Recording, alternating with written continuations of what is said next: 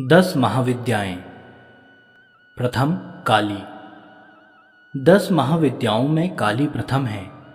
महाभागवत के अनुसार महाकाली ही मुख्य हैं और उन्हीं के उग्र और सौम्य 2 रूपों में अनेक रूप धारण करने वाली 10 महाविद्याएं हैं।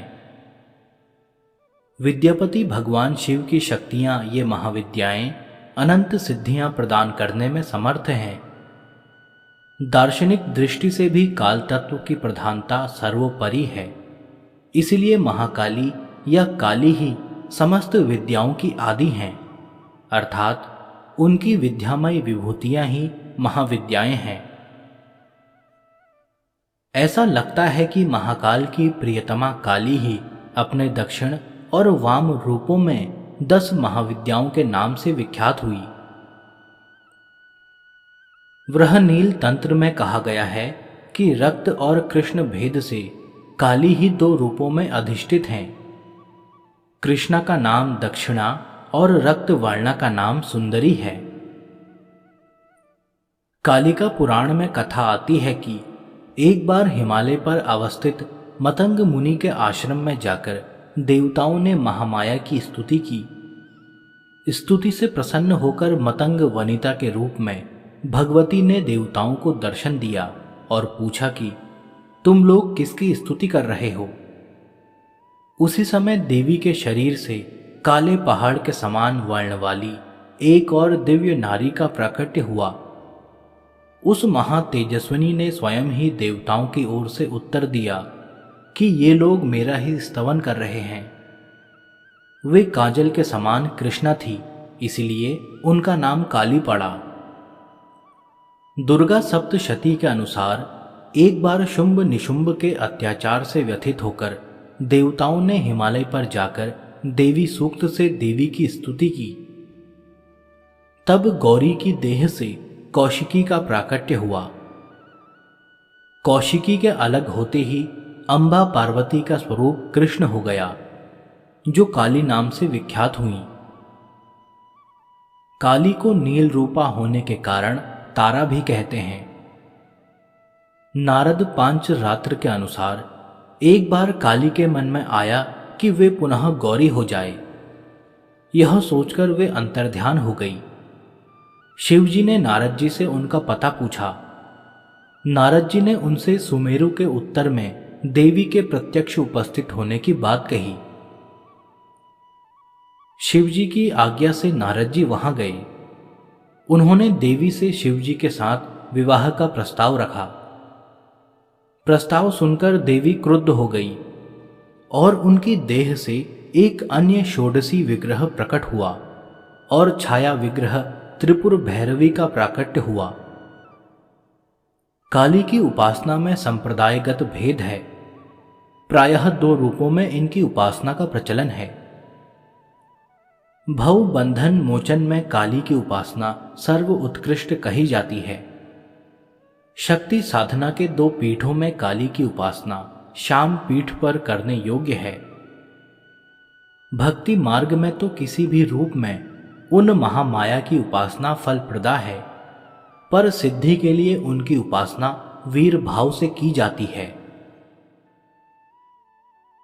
साधना के द्वारा जब अहंता, ममता और भेद बुद्धि का नाश होकर साधक में पूर्ण शिशुत्व का उदय हो जाता है, तब काली का श्री विग्रह साधक के समक्ष प्रकट हो जाता है। उस समय भगवती काली की छवि अवर्णनीय होती है। कज्जल के पहाड़ के समान दिग्वसना, मुक्त कुंतला, शव पर आरूढ़, मुंड माल धारणी भगवती काली का प्रत्यक्ष दर्शन साधक को कृतार्थ कर देता है। तांत्रिक मार्ग में यद्यपि काली की उपासना दीक्षागम्य है, तथापि अनन्य शरणागति के द्वारा उनकी कृपा किसी को भी प्राप्त हो सकती है। मूर्ति, मंत्र अथवा गुरु द्वारा उपदिष्ट किसी भी आधार पर भक्तिभाव से मंत्र जप, पूजा, होम और पुरस्चरण करने से भगवती काली प्रसन्न हो जाती हैं। उनकी प्रसन्नता से साधक को सहज ही संपूर्ण अभीष्टों की प्राप्ति हो जाती है।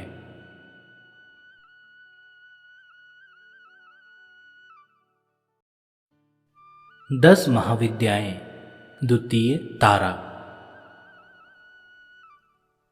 भगवती काली को ही नील रूपा होने के कारण तारा भी कहा गया है। वचन अंतर से तारा नाम का रहस्य यह भी है कि ये सर्वदा मोक्ष देने वाली, तारने वाली हैं, इसलिए इन्हें तारा कहा जाता है। महाविद्याओं में ये द्वितीय स्थान पर परिगणित हैं। अनायास ही वाक शक्ति प्रदान करने में समर्थ हैं, इसलिए इन्हें नील सरस्वती भी कहते हैं। भयंकर विपत्तियों से भक्तों की रक्षा करती हैं, इसलिए उग्र तारा हैं। वृहन नील तंत्र आदि ग्रंथों में भगवती तारा के स्वरूप की विशेष चर्चा है। हयग्रीव का वध करने के लिए इन्हें नील विग्रह प्राप्त हुआ था। ये शवरूप शिव पर प्रत्यालीढ़ मुद्रा में आरूढ़ हैं। भगवती तारा नील वर्ण वाली, नील कमलों के समान 3 नेत्रों वाली तथा हाथों में कैंची, कपाल, कमल और खड्ग धारण करने वाली हैं।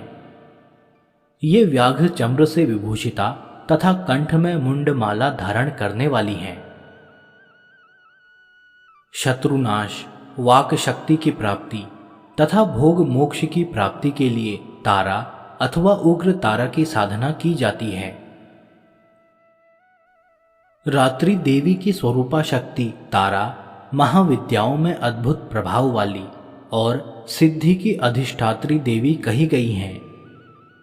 भगवती तारा के 3 रूप हैं, तारा, एक जटा और नील सरस्वती। तीनों रूपों के रहस्य, कार्यकलाप तथा ध्यान परस्पर भिन्न हैं, किंतु भिन्न होते हुए सबकी शक्ति समान और एक है। भगवती तारा की उपासना मुख्य रूप से तंत्रोक्त पद्धति से होती है, जिसे आगमोक्त पद्धति भी कहते हैं। इनकी उपासना से सामान्य व्यक्ति भी बृहस्पति के समान विद्वान हो जाता है। भारत में सर्वप्रथम महर्षि वशिष्ठ ने तारा की आराधना की थी, इसलिए तारा को वशिष्ठाराधिता तारा भी कहा जाता है। महर्षि वशिष्ठ ने पहले भगवती तारा की आराधना वैदिक रीति से करनी प्रारंभ की, जो सफल न हो सकी। उन्हें अदृश्य शक्ति से संकेत मिला कि वे तांत्रिक पद्धति के द्वारा, जिसे चिनाचारा कहा जाता है, उपासना करें। जब महर्षि वशिष्ठ ने तांत्रिक पद्धति का आश्रय लिया, तब उन्हें सिद्धि प्राप्त हुई। यह कथा आचार तंत्र में वशिष्ठ मुनि की आराधना उपाख्यान में वर्णित है। इससे यह सिद्ध होता है कि पहले चीन, तिब्बत, लद्दाख आदि में तारा की उपासना प्रचलित थी। तारा का प्रादुर्भाव मेरु पर्वत के पश्चिम भाग में चोलना नामक नदी के या चोलत सरोवर के तट पर हुआ था, जैसा कि स्वतंत्र तंत्र में वर्णित है। मेरोह पश्चिम कुलेनु चोत्र ताख्यो हृदो महान, तत्र जज्ञे स्वयं तारा देवी नील सरस्वती। महाकाल संहिता के काम कलाखंड में तारा रहस्य वर्णित है, जिसमें तारा रात्रि में तारा की उपासना का विशेष महत्व है। चैत्र शुक्ल नवमी की रात्रि तारा रात्रि कहलाती है। चैत्रे माशी नवम्या तु शुक्ल पक्षे तु भूपते, क्रोध रात्रिर्महेशानी तारा रूपा भविष्यति। बिहार के सहरसा जिले में प्रसिद्ध महिषी ग्राम में उग्र तारा का सिद्धपीठ विद्यमान है। वहां तारा, एक जटा तथा नील सरस्वती की तीनों मूर्तियां एक साथ हैं। मध्य में बड़ी मूर्ति तथा दोनों तरफ छोटी मूर्तियां हैं। कहा जाता है कि महर्षि वशिष्ठ ने यहीं तारा की उपासना करके सिद्धि प्राप्त की थी।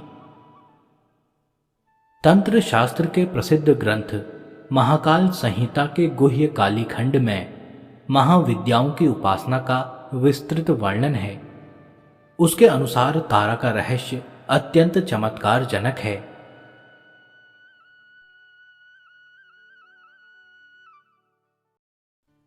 10 महाविद्याएं। तृतीय छिन्नमस्ता। परिवर्तनशील जगत का अधिपति कबंध है और उसकी शक्ति ही छिन्नमस्ता है। विश्व की वृद्धि ह्रास तो सदैव होती रहती है। जब ह्रास की मात्रा कम और विकास की मात्रा अधिक होती है तब भुवनेश्वरी का प्राकट्य होता है। इसके विपरीत जब निर्गम अधिक और आगम कम होता है तब छिन्नमस्ता का प्राधान्य होता है। भगवती छिन्नमस्ता का स्वरूप अत्यंत ही गोपनीय है। इसे कोई अधिकारी साधक ही जान सकता है। महाविद्याओं में इनका तीसरा स्थान है। इनके प्रादुर्भाव की कथा इस प्रकार है। एक बार भगवती भवानी अपनी सहचरी जया और विजया के साथ मंदाकिनी में स्नान करने के लिए गई। स्नान उपरांत क्षुधाग्नि से पीड़ित होकर वे कृष्ण वर्ण की हो गई। उस समय उनकी सहचरियों ने भी उनसे कुछ भोजन करने के लिए मांगा। देवी ने उनसे कुछ समय प्रतीक्षा करने के लिए कहा। थोड़ी देर प्रतीक्षा करने के बाद सहचरियों ने जब पुनः भोजन के लिए निवेदन किया तब देवी ने उनसे कुछ देर और प्रतीक्षा करने के लिए कहा। इस पर सहचरियों ने देवी से विनम्र स्वर में कहा कि मां तो अपने शिशुओं को भूख लगने पर अविलंब भोजन प्रदान करती है। आप हमारी उपेक्षा क्यों कर रही हैं? अपने सहचरियों के मधुर वचन सुनकर कृपामयी देवी ने अपने खड्ग से अपना सिर काट दिया। कटा हुआ सिर देवी के बाएं हाथ में आ गिरा और उनके कबंध से रक्त की 3 धाराएं प्रवाहित हुई। उन्होंने 2 धाराओं को अपनी दोनों सहचरियों की ओर प्रवाहित कर दिया, जिसे पीती हुई दोनों प्रसन्न होने लगी और तीसरी धारा को देवी स्वयं पान करने लगी। तभी से देवी छिन्नमस्ता के नाम से प्रसिद्ध हुई। ऐसा विधान है कि आधी रात अर्थात चतुर्थ संध्या काल में छिन्नमस्ता की उपासना से साधक को सरस्वती सिद्ध हो जाती है। शत्रु विजय, समूह स्तंभन, राज्य प्राप्ति और दुर्लभ मोक्ष प्राप्ति के लिए छिन्नमस्ता की उपासना अमोघ है। छिन्नमस्ता का आध्यात्मिक स्वरूप अत्यंत महत्वपूर्ण है। छिन्न यज्ञ शीर्ष की प्रतीक ये देवी श्वेत कमल पीठ पर खड़ी हैं। दिशाएं ही इनके वस्त्र हैं। इनकी नाभि में योनि चक्र है।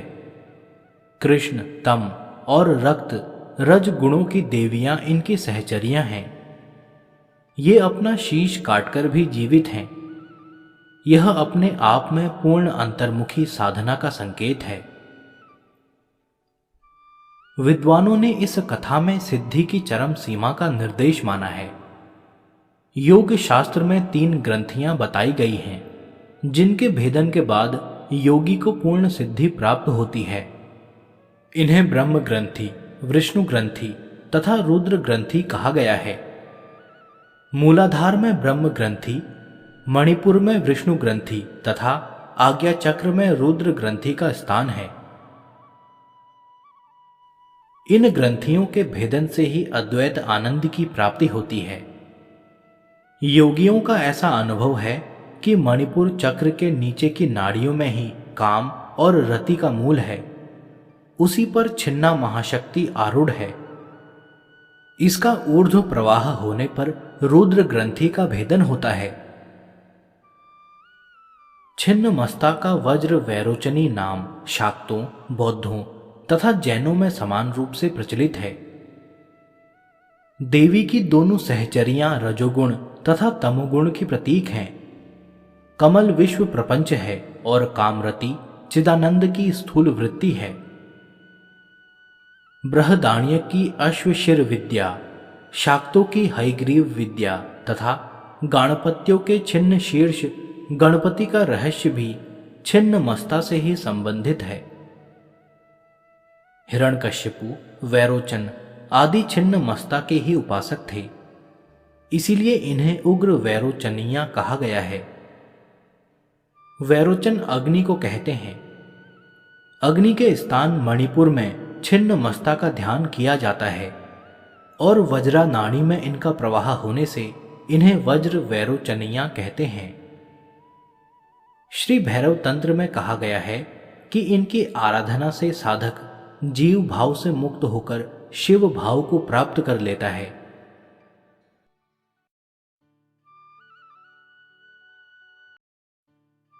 दस महाविद्याएं। चतुर्थ षोडशी। षोडशी माहेश्वरी शक्ति की सबसे मनोहर श्री विग्रह वाली सिद्ध देवी हैं। महाविद्याओं में इनका चौथा स्थान है। 16 अक्षरों के मंत्र वाली इन देवी की अंग कांति उदीयमान सूर्य मंडल की आभा की भांति है। इनकी 4 भुजाएं एवं 3 नेत्र हैं। ये शांत मुद्रा में लेटे हुए सदा शिव पर स्थित कमल के आसन पर आसीन हैं। इनके चारों हाथों में क्रमशः पाश, अंकुश, धनुष और बाण सुशोभित हैं। वर देने के लिए सदा सर्वदा तत्पर भगवती का श्री विग्रह सौम्य और हृदय दया से आपूरित है। जो इनका आश्रय ग्रहण कर लेते हैं उनमें और ईश्वर में कोई भेद नहीं रह जाता।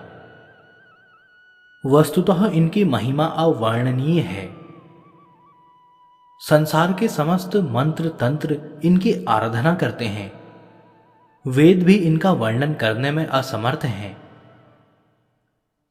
भक्तों को ये प्रसन्न होने पर सब कुछ दे देती हैं। अभीष्ट तो सीमित अर्थ वाच्य है। प्रशांत हिरण गर्भ ही शिव हैं और उन्हीं की शक्ति षोडशी है। तंत्र शास्त्रों में षोडशी देवी को पंचवक्त्र अर्थात 5 मुखों वाली बताया गया है। चारों दिशाओं में 4 और एक ऊपर की ओर मुख होने से इन्हें पंचवक्त्रा कहा जाता है। देवी के 5 मुख तत्पुरुष, सद्योजात, वामदेव, अघोर और ईशान शिव के 5 रूपों के प्रतीक हैं। 5 दिशाओं के रंग क्रमशः हरित, रक्त, धूम्र, नील और पीत होने से ये मुख भी उन्हीं रंगों के हैं। देवी के 10 हाथों में क्रमशः अभय, टंक, शूल, वज्र, पाश, खड्ग, अंकुश, घंटा, नाग और अग्नि हैं। इनमें षोडश कलाएं पूर्ण रूप से विकसित हैं, अतएव ये षोडशी कहलाती हैं। षोडशी को श्री विद्या भी माना जाता है। इनके ललिता, राज राजेश्वरी, महात्रिपुर सुंदरी, बाला पंचदशी आदि अनेक नाम हैं। इन्हें आद्या शक्ति माना जाता है। अन्य विद्याएं भोग या मोक्ष में से एक ही देती हैं। ये अपने उपासक को भुक्ति और मुक्ति दोनों प्रदान करती हैं। इनके स्थूल, सूक्ष्म, पर तथा तुरीय 4 रूप हैं। एक बार परा अम्बा पार्वती जी ने भगवान शिव से पूछा, भगवान, आपके द्वारा प्रकाशित तंत्र शास्त्र की साधना से जीव के आधि व्याधि, शोक, संताप, दीनता, हीनता तो दूर हो जाएंगे, किंतु गर्भवास और मरण के असह्य दुख की निवृत्ति तो इनसे नहीं होगी। कृपा करके इस दुख से निवृत्ति और मोक्ष पद की प्राप्ति का कोई उपाय बताइए। परम कल्याणमयी परा अम्बा के अनुरोध पर भगवान शंकर ने षोडशी श्री विद्या साधना प्रणाली को प्रकट किया। भगवान शंकराचार्य ने श्री विद्या के रूप में इन्हीं षोडशी देवी की उपासना की थी। इसीलिए आज भी सभी शांकर पीठों में भगवती षोडशी राज राजेश्वरी त्रिपुर सुंदरी की श्री यंत्र के रूप में आराधना चली आ रही है। भगवान शंकराचार्य ने सौंदर्य लहरी में षोडशी श्री विद्या की स्तुति करते हुए कहा है कि अमृत के समुद्र में एक मणि का द्वीप है जिसमें कल्प वृक्षों की बारी है, नवरत्नों के 9 परकोटे हैं। उस वन में चिंतामणि से निर्मित महल में ब्रह्ममय सिंहासन है जिसमें पंचकृत्य के देवता ब्रह्मा, विष्णु, रुद्र और ईश्वर आसन के पाए हैं और सदाशिव फलक हैं। सदाशिव के नाभि से निर्गत कमल पर विराजमान भगवती षोडशी त्रिपुर सुंदरी का जो ध्यान करते हैं वे धन्य हैं। भगवती के प्रभाव से उन्हें भोग और मोक्ष दोनों सहज ही उपलब्ध हो जाते हैं। भैरव यामल तथा शक्ति लहरी में इनकी उपासना का विस्तृत परिचय मिलता है। दुर्वासा इनके परम साधक थे। इनकी उपासना श्री चक्र में होती है।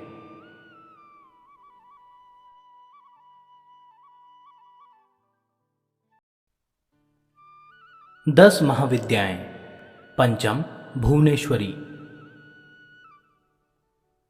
देवी भागवत में वर्णित मणिद्वीप की अधिष्ठात्री देवी हल्लेखा, ह्रीं मंत्र शक्ति की स्वरूपा शक्ति और सृष्टि क्रम में महालक्ष्मी स्वरूपा आदिशक्ति भगवती भुवनेश्वरी भगवान शिव के समस्त लीला विलास की सहचरी हैं। जगदम्बा भुवनेश्वरी का स्वरूप सौम्य और अंग कांति अरुण है। भक्तों को अभय और समस्त सिद्धियां प्रदान करना इनका स्वाभाविक गुण है। 10 महाविद्याओं में ये 5वें स्थान पर परिगणित हैं। देवी पुराण के अनुसार मूल प्रकृति का दूसरा नाम ही भुवनेश्वरी है। ईश्वर रात्रि में जब ईश्वर के जगत रूप व्यवहार का लोप हो जाता है, उस समय केवल ब्रह्म अपनी अव्यक्त प्रकृति के साथ शेष रहता है। तब ईश्वर रात्रि की अधिष्ठात्री देवी भुवनेश्वरी कहलाती है। अंकुश और पाश इनके मुख्य आयुध हैं। अंकुश नियंत्रण का प्रतीक है और पाश राग तथा आसक्ति का प्रतीक है। इस प्रकार सर्वरूपा मूल प्रकृति ही भुवनेश्वरी हैं, जो विश्व को वमन करने के कारण वामा, शिवमयी होने से ज्येष्ठा तथा कर्म नियंत्रण, फलदान और जीवों को दंडित करने के कारण रौद्री कही जाती हैं। भगवान शिव का वाम भाग ही भुवनेश्वरी कहलाता है। भुवनेश्वरी के संग से ही भुवनेश्वर सदा शिव को सर्वेश होने की योग्यता प्राप्त होती है। महानिर्वाण तंत्र के अनुसार संपूर्ण महाविद्याएं भगवती भुवनेश्वरी की सेवा में सदा संलग्न रहती हैं। 7 करोड़ महामंत्र इनकी सदा आराधना करते हैं। 10 महाविद्याएं ही 10 सोपान हैं। काली तत्व से निर्गत होकर कमला तत्व तक की 10 स्थितियां हैं, जिनसे अव्यक्त भुवनेश्वरी व्यक्त होकर ब्रह्मांड का रूप धारण कर सकती हैं तथा प्रलय में कमला से अर्थात व्यक्त जगत से क्रमशः लय होकर काली रूप में मूल प्रकृति बन जाती हैं। इसलिए इन्हें काल की जन्मदात्री भी कहा जाता है। दुर्गा सप्तशती के 11वें अध्याय में मंगलाचरण में भी कहा गया है कि मैं भुवनेश्वरी देवी का ध्यान करता हूँ। उनके श्री अंगों की शोभा प्रातः काल के सूर्य देव के समान अरुणाभ है। उनके मस्तक पर चंद्रमा का मुकुट है। तीनों नेत्रों से युक्त देवी के मुख पर मुस्कान की छटा छाई रहती है। उनके हाथों में पाश, अंकुश, वरद एवं अभय मुद्रा शोभा पाते हैं। इस प्रकार वह नील तंत्र की यह धारणा पुराणों के विवरणों से भी पुष्ट होती है कि प्रकार अंतर से काली और भुवनेशी दोनों में अभेद है। अव्यक्त प्रकृति भुवनेश्वरी ही रक्तवर्णा काली हैं। देवी भागवत के अनुसार दुर्गम नामक दैत्य के अत्याचार से संतप्त होकर देवताओं और ब्राह्मणों ने हिमालय पर सर्व कारण स्वरूपा भगवती भुवनेश्वरी की ही आराधना की थी। उनकी आराधना से प्रसन्न होकर भगवती भुवनेश्वरी तत्काल प्रकट हो गई। वे अपने हाथों में बाण, कमल पुष्प तथा शाक मूल लिए हुए थी। उन्होंने अपने नेत्रों से अश्रु जल की सहस्त्रों धाराएं प्रकट की। इस जल से भूमंडल के सभी प्राणी तृप्त हो गए। समुद्रों तथा सरिताओं में अगाध जल भर गया और समस्त औषधियां सिंच गई। अपने हाथ में लिए गए शाकों और फल मूल से प्राणियों का पोषण करने के कारण भगवती भुवनेश्वरी ही शताक्षी तथा शाकंभरी नाम से विख्यात हुई। इन्होंने ही दुर्गम असुर को युद्ध में मारकर उसके द्वारा अपहृत वेदों को देवताओं को पुनः सौंपा था। उसके बाद भगवती भुवनेश्वरी का एक नाम दुर्गा प्रसिद्ध हुआ। भगवती भुवनेश्वरी की उपासना पुत्र प्राप्ति के लिए विशेष फलप्रदा है। रुद्र यामल में इनका कवच, नील सरस्वती तंत्र में इनका हृदय तथा महातंत्र अर्णव में इनका सहस्त्र नाम संकलित है।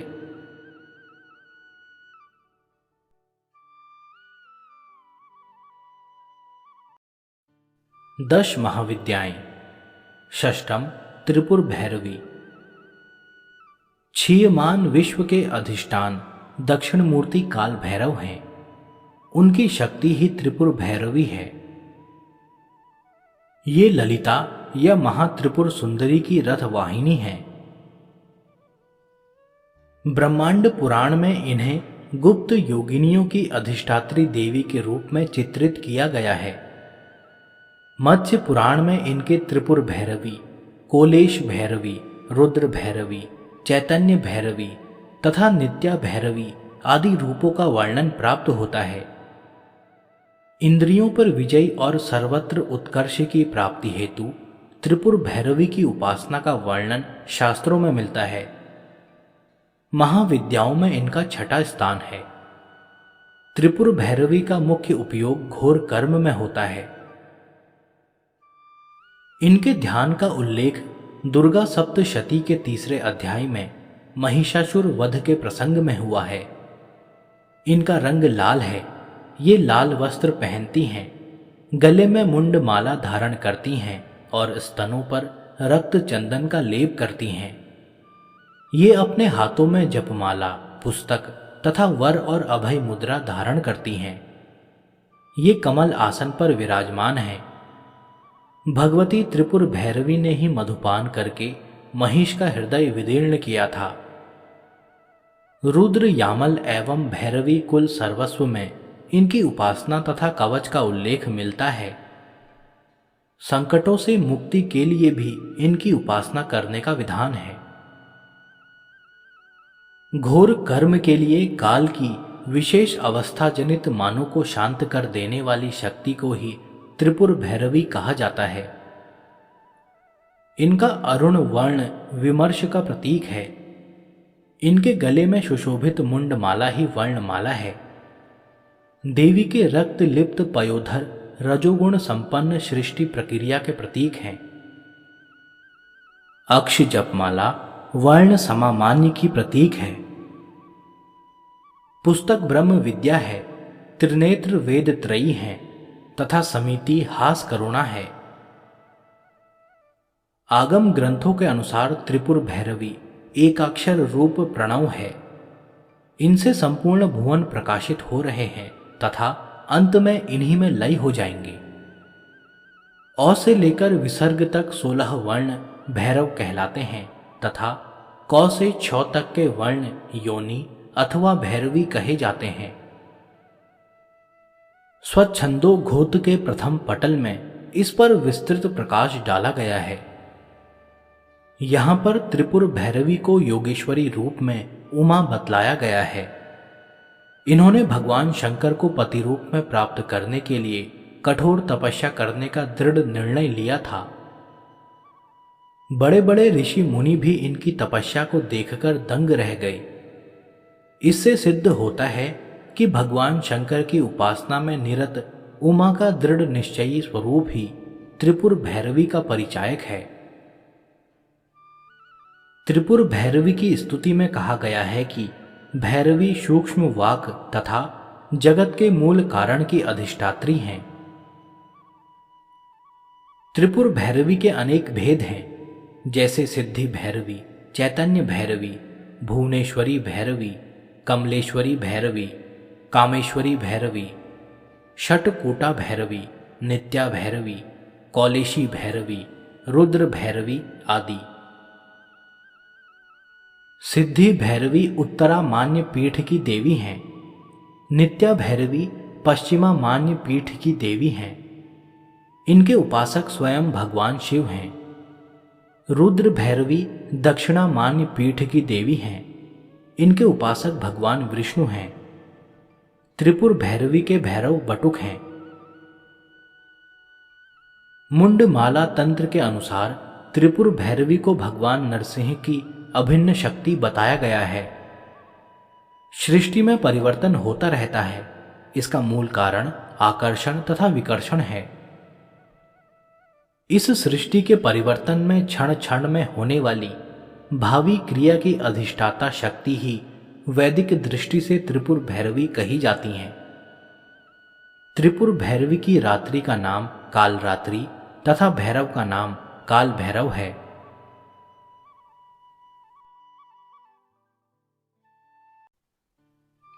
दस महाविद्याएं। सप्तम, धूमावती। धूमावती देवी महाविद्याओं में 7वें स्थान पर परिगणित हैं।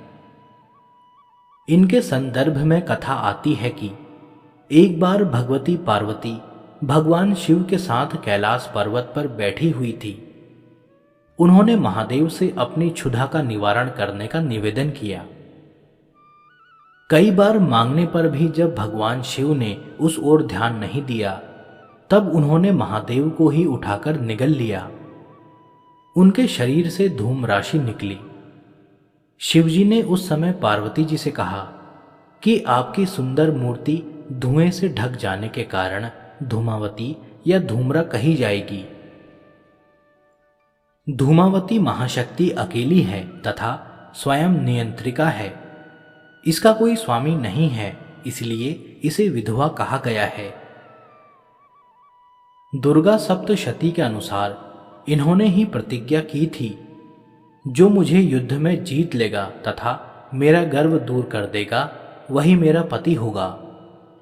ऐसा कभी नहीं हुआ, अतः यह कुमारी हैं। ये धन या पति रहित हैं अथवा अपने पति महादेव को निगल जाने के कारण विधवा हैं। नारद पांच रात्र के अनुसार इन्होंने अपने शरीर से उग्र चंडिका को प्रकट किया था, जो सैकड़ों गिदड़ियों की तरह आवाज करने वाली थी। शिव को निगलने का तात्पर्य है उनके स्वामित्व का निषेध। असुरों के कच्चे मांस से इनकी अंगभूषा शिवाएं तृप्त हुई। यही इनकी भूख का रहस्य है।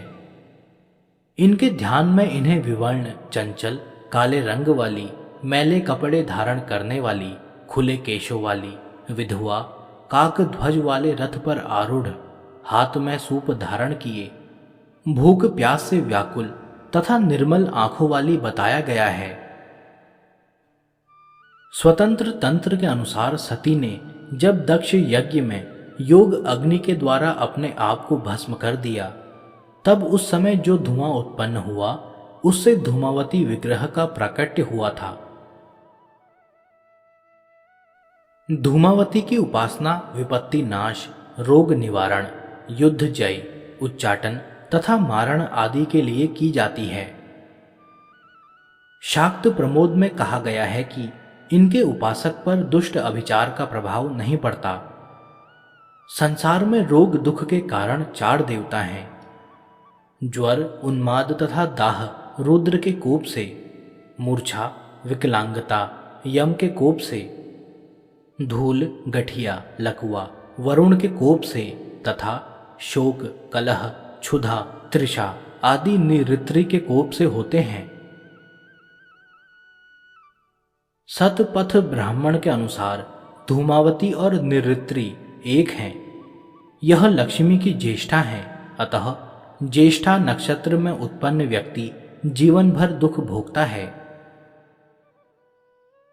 तंत्र ग्रंथों के अनुसार धूमावती उग्र तारा ही है, जो धूम्रा होने से धूमावती कही जाती हैं। दुर्गा सप्तशती में वाभ्रवी और तामसी नाम से इन्हीं की चर्चा की गई है। ये प्रसन्न होकर रोग और शोक को नष्ट कर देती हैं तथा कुपित होने पर समस्त सुखों और कामनाओं को नष्ट कर देती हैं। इनकी शरण गति से विपत्ति नाश तथा संपन्नता प्राप्त होती है। ऋग्वेद उक्त रात्रि सूक्त में इन्हें सुतरा कहा गया है। सुतरा का अर्थ सुख पूर्वक तारने योग्य है। तारा या तारणी को इनका पूर्व रूप बतलाया गया है, इसलिए आगमों में इन्हें अभाव और संकट को दूर कर सुख प्रदान करने वाली भूति कहा गया है। धूमावती स्थिर प्रज्ञता की प्रतीक है। इनका काकध्वज वासनाग्रस्त मन है जो निरंतर अतृप्त रहता है। जीव की दीन अवस्था भूख, प्यास, कलह, दरिद्रता आदि इसकी क्रियाएं हैं। अर्थात वेद की शब्दावली में धूमावती कद्रु है जो वृत्तासुर आदि को पैदा करती है।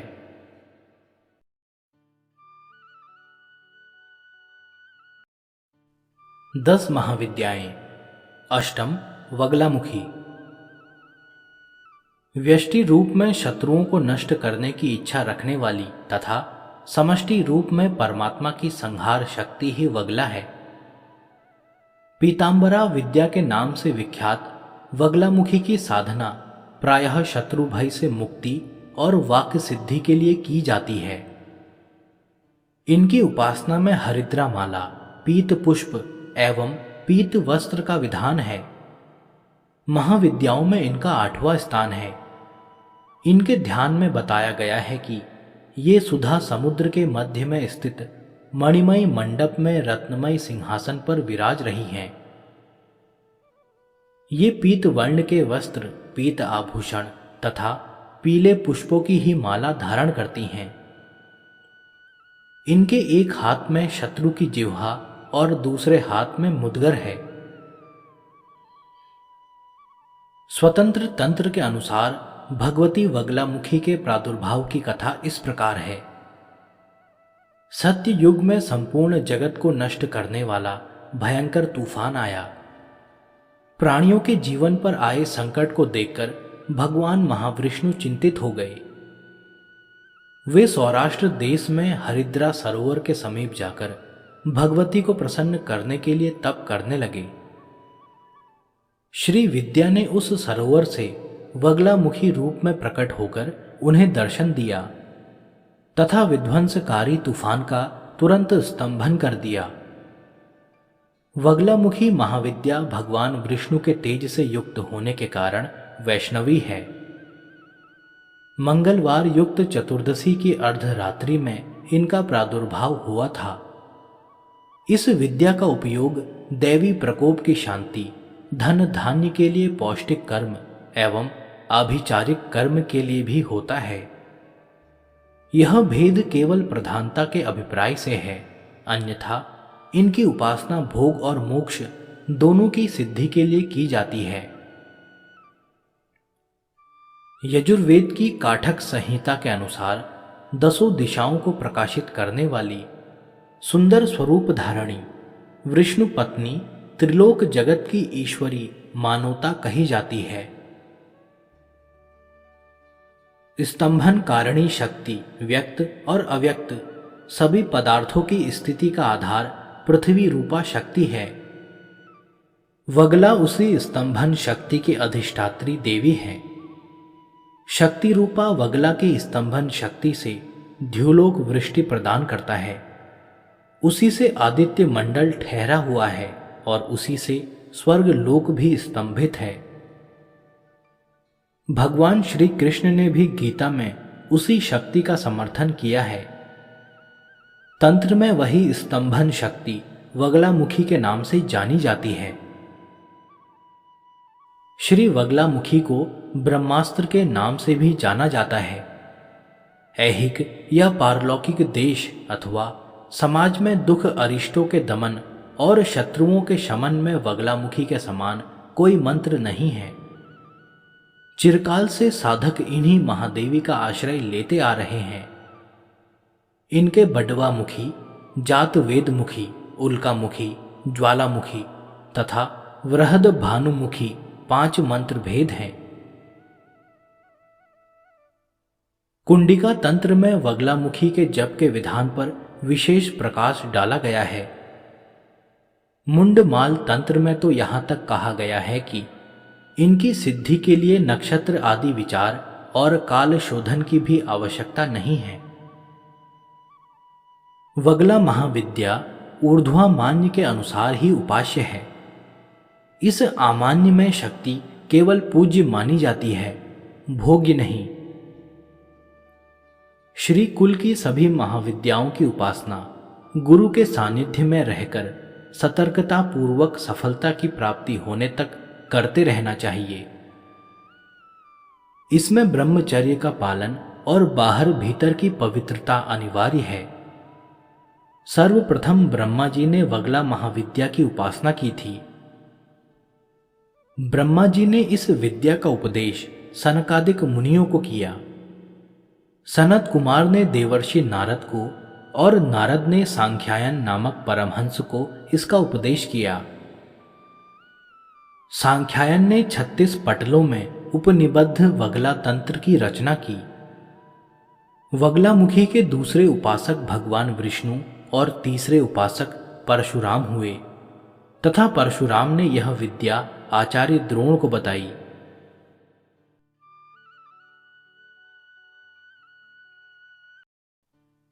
दस महाविद्याएं। नवम मातंगी। मतंग शिव का नाम है, इनकी शक्ति मातंगी है।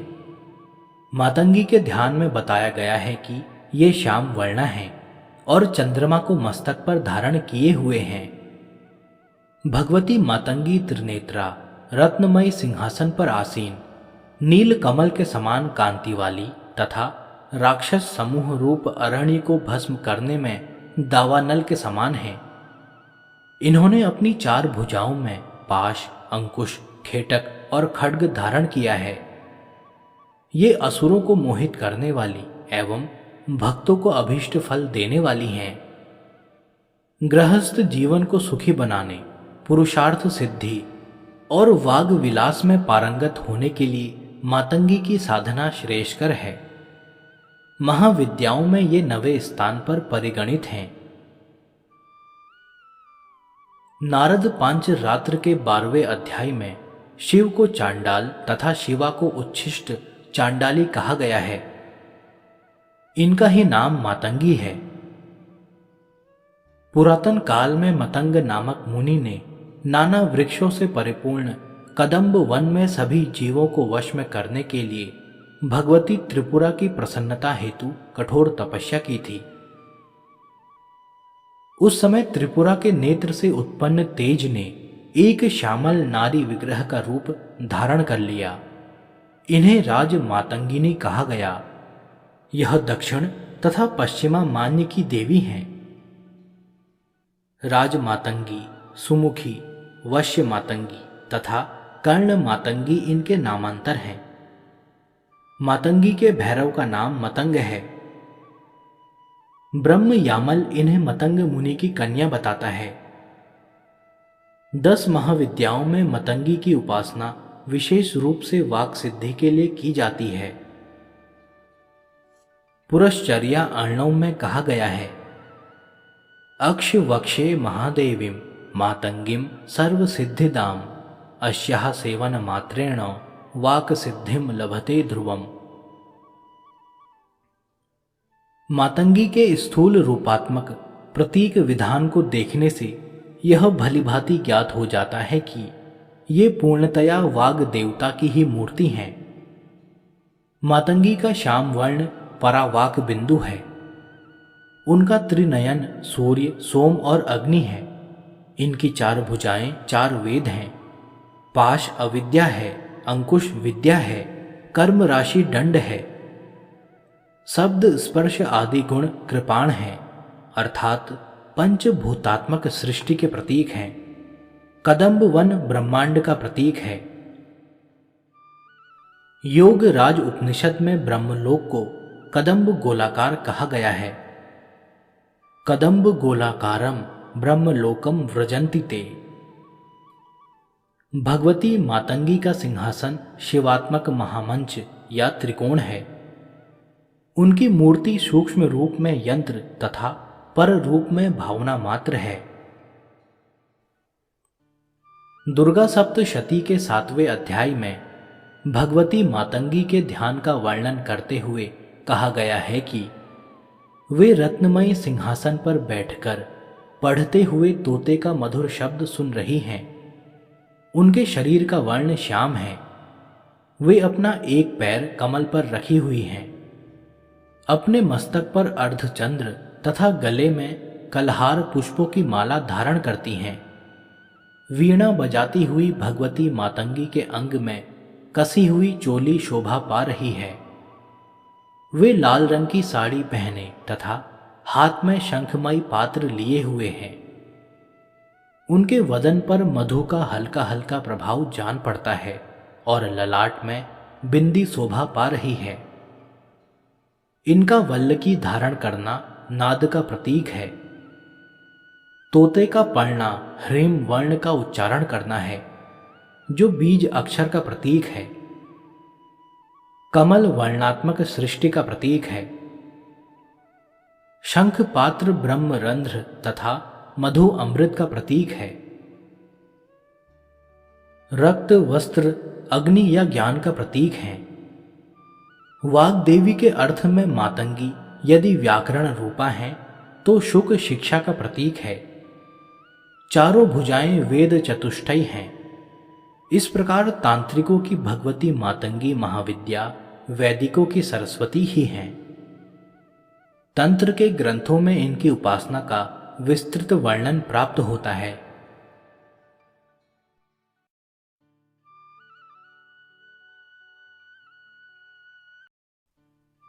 10 महाविद्याएं। दशम कमला। श्री महाभागवत के 8वें स्कंद के 8वें अध्याय में कमला के उद्भव की विस्तृत कथा आई है। देवताओं एवं असुरों के द्वारा अमृत प्राप्ति के उद्देश्य से किए गए समुद्र मंथन के फलस्वरूप इनका प्रादुर्भाव हुआ था। इन्होंने भगवान विष्णु को पति रूप में वरण किया था। महाविद्याओं में ये 10वें स्थान पर परिगणित हैं। भगवती कमला वैष्णवी शक्ति हैं तथा भगवान विष्णु की लीला सहचरी हैं। अतः इनकी उपासना जगदाधार शक्ति की उपासना है। ये एक रूप में समस्त भौतिक या प्राकृतिक संपत्ति की अधिष्ठात्री देवी हैं और दूसरे रूप में सच्चिदानंदमयी लक्ष्मी हैं, जो भगवान विष्णु से अभिन्न है। देवता, मानव एवं दानव सभी इनकी कृपा के बिना पंगु हैं। इसलिए आगम और निगम दोनों में इनकी उपासना समान रूप से वर्णित है। सभी देवता, राक्षस, मनुष्य, सिद्ध और गंधर्व इनकी कृपा प्रसाद के लिए लालायित रहते हैं। महाविद्या कमला के ध्यान में बताया गया है कि इनकी कांति सुवर्ण के समान है। हिमालय के सदृश श्वेत वर्ण के 4 हाथी अपने सूंड में 4 सुवर्ण कलश लेकर इन्हें स्नान करा रहे हैं। ये अपनी 2 भुजाओं में वर एवं अभय मुद्रा तथा 2 भुजाओं में 2 कमल पुष्प धारण की हैं। इनके सिर पर सुंदर किरीट तथा तन पर रेशमी परिधान सुशोभित है। ये कमल के सुंदर आसन पर आसीन हैं। समृद्धि की प्रतीक महाविद्या कमला की उपासना स्थिर लक्ष्मी की प्राप्ति तथा नारी पुत्र आदि के सौख्य के लिए की जाती है। कमला को लक्ष्मी या षोडशी भी कहा जाता है। भार्गवों के द्वारा पूजित होने के कारण इनका एक नाम भार्गवी है। इनकी कृपा से पृथ्वी तत्व तथा पुरुषोत्तम तत्व दोनों की प्राप्ति हो जाती है। भगवान श्री शंकराचार्य के द्वारा विरचित कनक धारा स्तोत्र और श्री सूक्त का पाठ, कमल गट्टों की माला पर श्री मंत्र का जप, बिल्व पत्र तथा बिल्व फल के हवन से कमला की विशेष कृपा प्राप्त होती है। स्वतंत्र तंत्र में कोलासुर के वध के लिए इनका प्रादुर्भाव होना बताया गया है। वाराही तंत्र के अनुसार प्राचीन काल में ब्रह्मा, विष्णु तथा शिव द्वारा पूजित होने के कारण कमला का एक नाम त्रिपुरा प्रसिद्ध हुआ। कालिका पुराण में कहा गया है कि त्रिपुर शिव की भार्या होने से इन्हें त्रिपुरा कहा जाता है। शिव अपनी इच्छा से त्रिधा हो गए। उनका ऊर्ध्व भाग गौरवर्ण 4 भुजा वाला चतुर्मुख ब्रह्म रूप कहलाया। मध्य भाग नीलवर्ण 1 मुख और चतुर्भुज विष्णु कहलाया तथा अधोभाग स्फटिक वर्ण पंचमुख और चतुर्भुज शिव कहलाया। इन तीनों शरीरों के योग से शिव त्रिपुर और उनकी शक्ति त्रिपुरा कही जाती है। चिंतामणि ग्रह में इनका निवास है। भैरव यामल तथा शक्ति लहरी में इनके रूप तथा पूजा विधान का विस्तृत वर्णन किया गया है। इनकी उपासना से समस्त सिद्धियां सहज ही प्राप्त हो जाती हैं। पुरुष सूक्त में सृष्य ते लक्ष्मीश्य पत्नियां कहकर कमला को परम पुरुष भगवान विष्णु की पत्नी बतलाया गया है। अश्व, रथ, हस्ती के साथ उनका संबंध राज वैभव का सूचक है। पद्म स्थित होने तथा पद्म वर्णा होने का भी संकेत श्रुति में है। भगवत शक्ति कमला के 5 कार्य हैं: तिरोभाव, सृष्टि, स्थिति, संहार और अनुग्रह। भगवती कमला स्वयं कहती हैं कि नित्य निर्दोष परमात्मा नारायण के सब कार्य मैं स्वयं करती हूं। इस प्रकार काली से लेकर कमला तक 10 महाविद्याएं सृष्टि और व्यष्टि, गति, स्थिति, विस्तार, भरण पोषण, नियंत्रण, जन्म मरण, उन्नति अवनति, बंधन तथा मोक्ष की अवस्थाओं की प्रतीक हैं। ये अनेक होते हुए भी वस्तुतः परमात्मा की एक ही शक्ति हैं।